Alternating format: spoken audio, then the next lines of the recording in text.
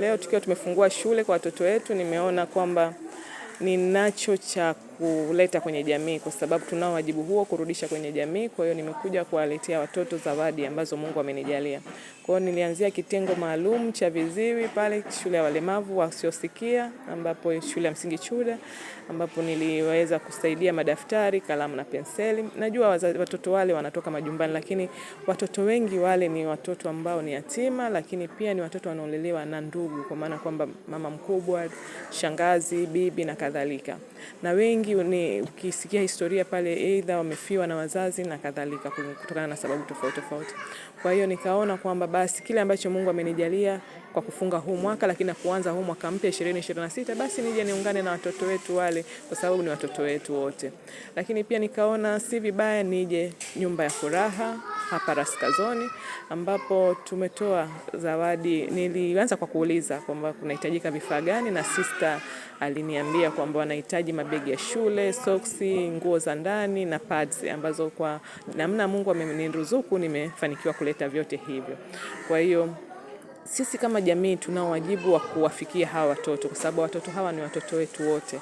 Watoto hawa ni wamefiwa, watoto hawa ni wanaoishi katika mazingira magumu. Wenzetu wanatusaidia kwa kuwalea, kwa hiyo sisi kama jamii tunao wajibu wa kuleta kile ambacho Mungu ametujalia na tuwaletee.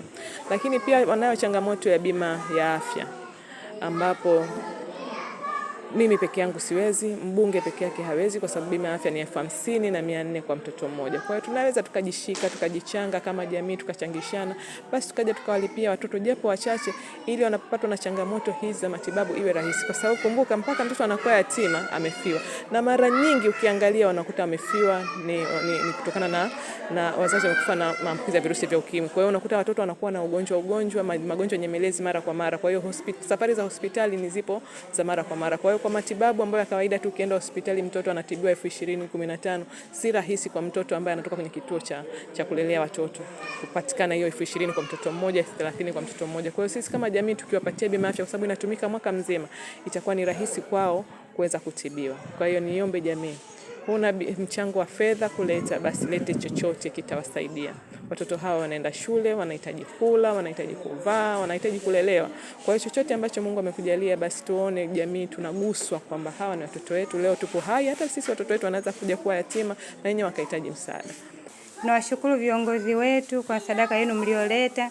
Mungu awabariki, awazidishie kwa kuwafanikisha watoto wetu ili waendelee vizuri na masomo. Mungu awabariki sana na awalinde kwa sadaka yenu mliotoa.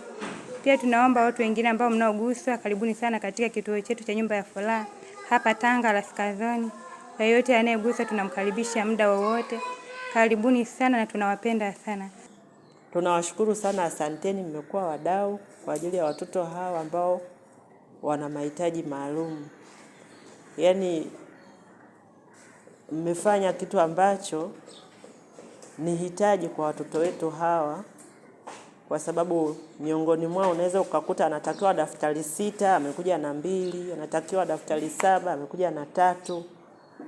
Lakini mmekuwa wadau kwa support watoto wetu pamoja na wazazi wao. Pamoja na zawadi hizi mlizotuletea, katika maisha yetu sisi hapa Chuda tunazo changamoto nyingi tu, kama hivyo madaftari, kalamu. Kuna wengine hawana uniform kulingana na changamoto za wazazi, wengine wanalelewa na walezi. Nitoe ombi kwa jamii, hawa watoto wanahitaji vitu vingi, na tuna watu ambao wana uwezo wa kusaidia sehemu kama hizi za kijamii, lakini tuna wengine pia nao ambao wana uwezo mdogo wa kuweza kuhudumia watoto kama hao.